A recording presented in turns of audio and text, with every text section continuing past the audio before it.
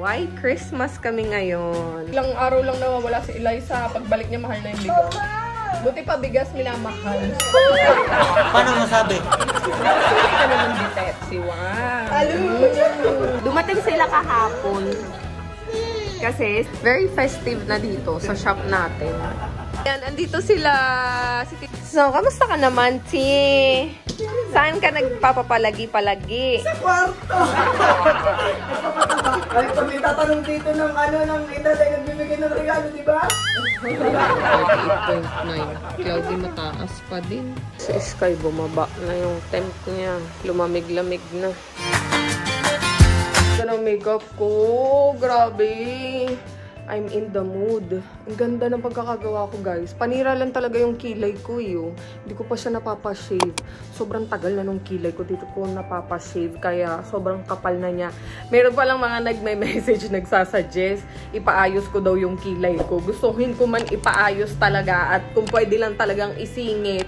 Pero maraming mas importanteng bagay na kailangang unahin. Don't worry, guys. We'll get there. Hindi tayo mapipigilan yung kilay na yan na pagpapaayos. Pero tignan nyo naman, di ba? Kahit na sabog-sabog yung kilay natin, laban na laban pa rin yung makeup natin. Meron kasi akong meeting for today. Kaya bago ko umalis, kakain na muna tayo. Nakakaya siyang kainan eh. Kasi ano siya, may decoration. Alam niyo, totoo ako. Nabili ko to sa Gordos about 2 years ago. And ngayon, sobrang mahal na niya, guys. Nabili ko to sa Gordos dati, parang nakasale siya, parang nasa 500 or 600 lang. Ngayon, hindi ko alam kung magkano na yung ganyan. Baka higit 1,000 na. Mahal na yung mga ganyan ngayon. As in, mga centerpiece. Ito lang siya. Yan, yung pinaka-centerpiece. Itong mga candle sa department store lang yan. Yan, ang ganda, no? Oh, yan ang aming decoration dito. Why Christmas kami ngayon? Pero ito hindi na nailaban eh. Ayoko na kasi bumili ng bagong garland na puti. Okay na yan. Decoration na lang ang ang white. Pero pagdating dito sa sala, ayan talaga puting-puti. Pati yung garland doon, white yan. Pati mga display natin. O, diba? Ang cute! Nagre-recycle lang talaga kami, guys, ng mga Christmas decorations. Salit-salitan lang. Last year, gold. This year, silver. Next year, gold ulit. Ganon. Palit-palitan lang talaga. So, before tayo umalis, kumain na muna ako kasi baka nga maganda nga tayo. Himatay naman tayo sa gutom. Huwag ganon. Kaya kami ni Clam. Tabi tayo. Adjust na lang. Kinukwento ko kay Eliza, guys. Kasi the last time, siya yung bumili ng kanin namin, ng bigas pala, doon sa bigasan sa may bayan. Tinanong ko siya, sabi ko, magkano huli nga bili mo doon sa bigas na binibili nga namin yung kalahating kaban, 25 kg is 1,300 something. Tapos ngayon, kinukwento ko sa kanya, 1.5 na kako yun. Ano, Day? Oo, diba? Ilang araw lang nawawala si Eliza. Pagbalik niya, mahal na yung bigas. Buti pa bigas, minamahal. Paano masabi? Gusto mo ito? Wow, ganda, no? Sige, sige. Ay! Hoy! Speaking of Eliza, halika dito, dali. Kwento ko ng kwento. Dito nga pala si Eliza, guys. Magpasilay ka naman, Ditepsi. Wow! Eliza. Ay, nakwa. Si Bakla, dumating kahapon. Gano'n? Actually, kagabi pa dumating si Bakla. Mga alas 7. Yun. Siya yung nagbi-video sa akin. Kaya kami nakakilos ng matiwasay dito habang nagde-decorate ng Christmas kineso, chabaran, ganyan. Si Eliza nagbi-video sa amin. Kaya naman, tadan! Eliza! Welcome back! Sorry na nag-ayos kasi ako ng mga papel.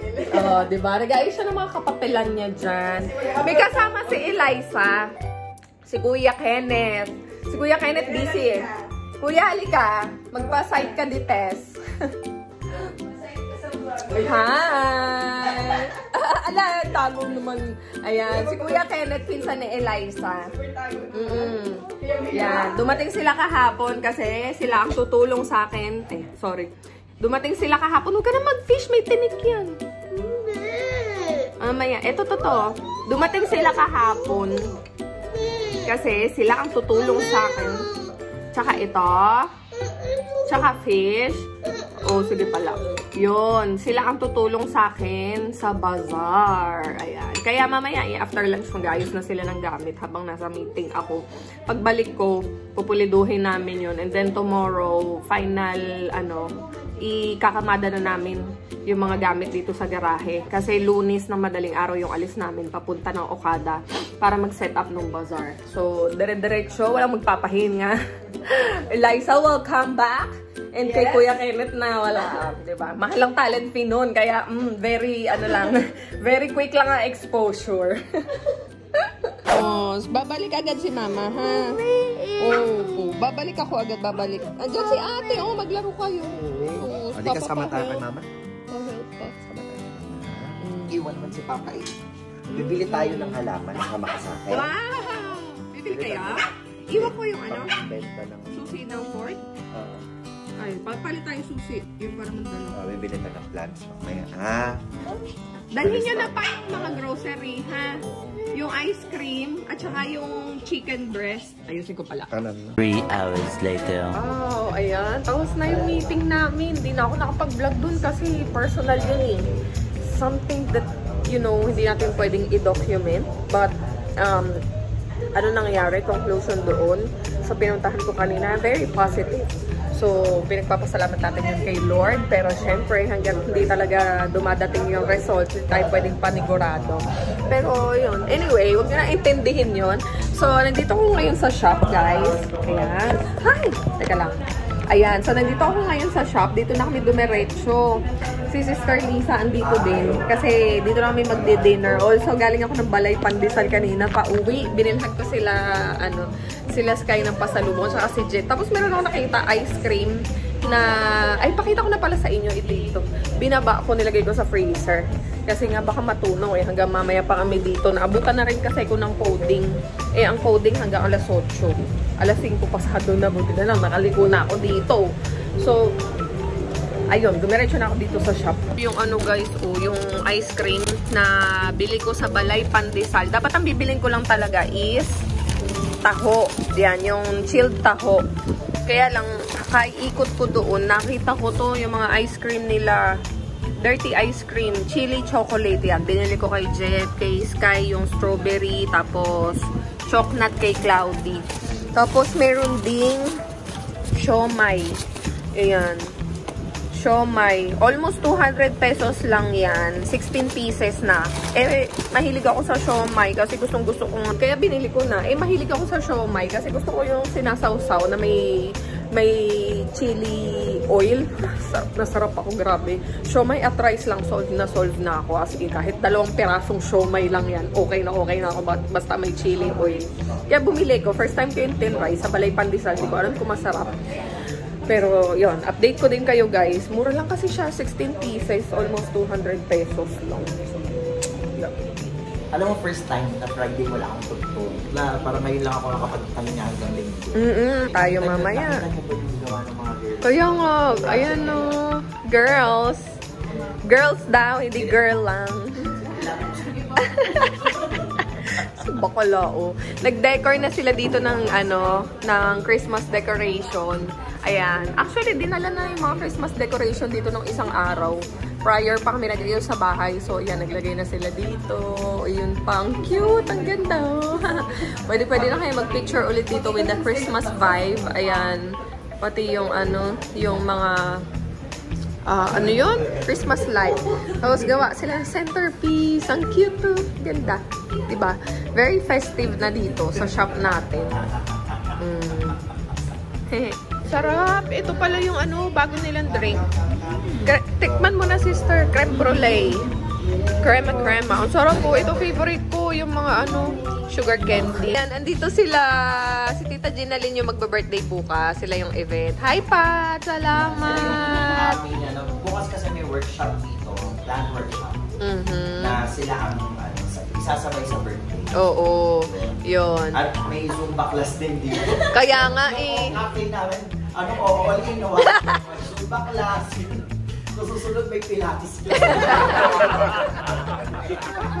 May Pilates class, no? Yung mga bisita nyo po mag-e-enjoy, hindi lang sila nabusog, kundi natuto pa, nag-enjoy pa, di ba? Feel at home dito po sa cafe natin. Yan. May enjoy nyo dito. Correct. Yan. So, yun lang naman, bukas. First time na flat workshop ko. First plan workshop ko. Oo, dito. Bali, ang gagawin ko dyan, may i-cover ako kasi dyan na parang paper na makapal. Oo, dyan. Para pagkatapos madaling i-dispose. Just then. Hi, Chloe! Sus! Sayaw na sayaw naman! Sus! Agoy! Hello naman, ate! Kamusta naman? Hoy! Eh si Kuya, kamusta? Kuya! Ano? Kuya! Yes!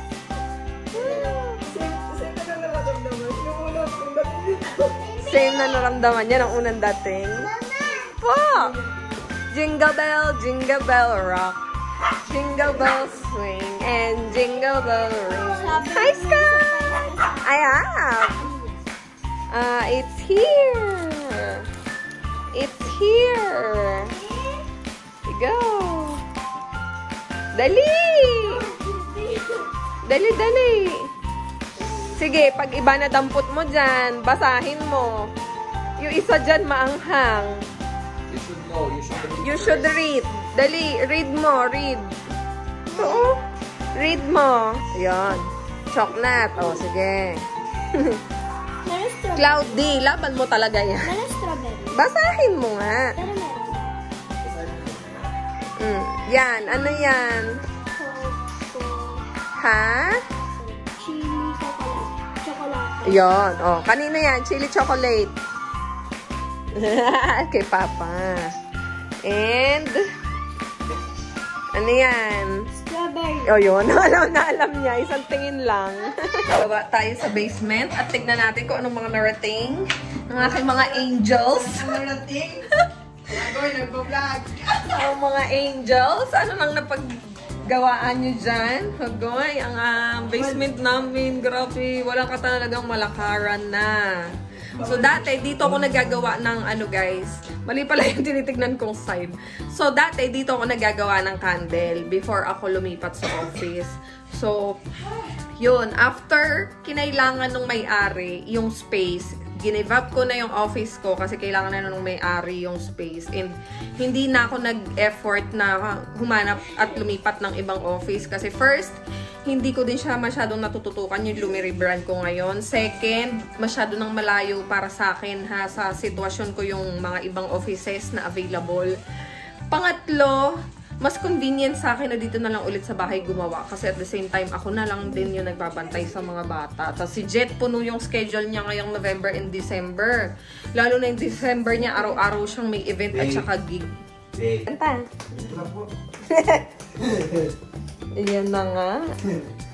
Yes. Nakarami naman na, Day. Yes. Itataas na lang siya. Itataas. Yung iba nabuhat na sa doon. Sa dako pa roon. Wow. Ayan, tomorrow ayusin na natin. Pati yung list. Kailangan natin mag-inventory. Re-ret. Ayan. Lumuwag na. Diba? Lumuwag na sa taas. Ay, naku ah. Sa baba. Tapos ano, yung mga kailangan natin mga paper bags. Andito. Paano na siya? Nakahiwalay na. Yan. Tinanggal ko na dito. Okay. So, kamusta ka naman, Ti? Saan ka nagpapapalagi-palagi? Sa kwarto! TikTok ng TikTok eh. Tumitingin. Sinama ni Eliza si Kenneth. Oh, si Kenneth ay pinsan ni Eliza. Sa pinsan na rin siya ni Jet, tama? Yung papa ko ay... Di ba sabi ko nga sa'yo, tita dapat, tsaka tito tawag namin sa'yo. Oo. Pero, hindi, ay wala. Ate. Talaga ba? Dapat tita, tsaka tito. Oh. Guys, so dito po ang work ng family namin. Ang mama ko ay mama mo, ang tatay ko ay tatay ko. Ang tatay ko, ang ate ko, ang ate ko ay kuya ko. Ilang oras ko palang nakakasama itong anak ko para na natutunan. Kumakanta kasi eh. Sabi nga, Masaya sila kasi Nagpapigil na kami na sa akin. Nagpasubo. Ay, nasubuhan ko si Cloudy. ito pa isa. may ipis!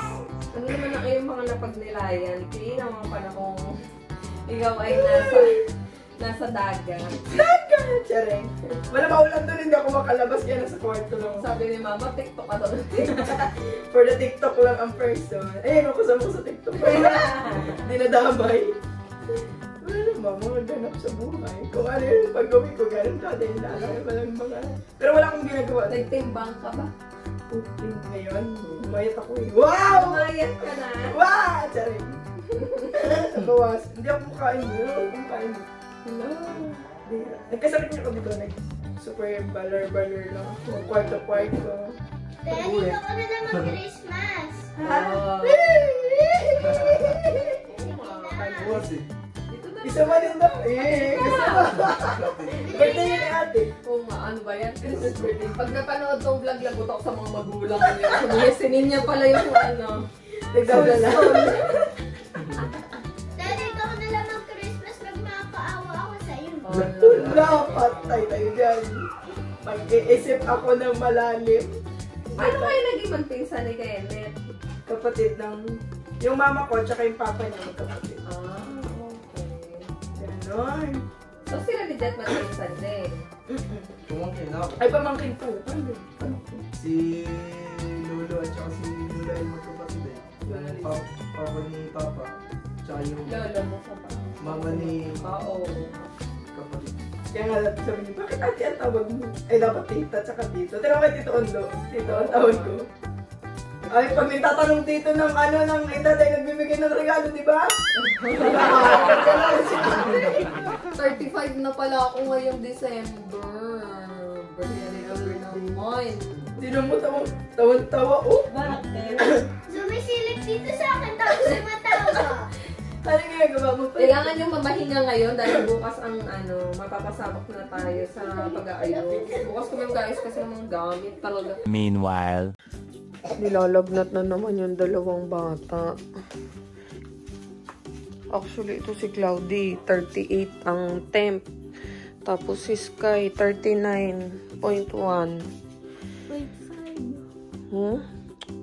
Mami, papawisan ako sa akin ni Papa. Bawal daw ako pawisan. Bawal ba pa? Dapat di ba pinapawisan? Hindi, bawal pawisan. Kasi matutuyuan siya lalo. Okay lang may fan, basta hindi ka na nakatulog. Babe, pasuyo nga yung tempera tsaka yung temperature thermometer. Yung temperature tsaka tempro. Tempro? Ano tempro? Okay. Eliza, suot mo na scrub suit doon. Mag-nurse ka muna, ditest. Hindi ka na, go. Charing. Okay naman kayo bago umalis si Mama.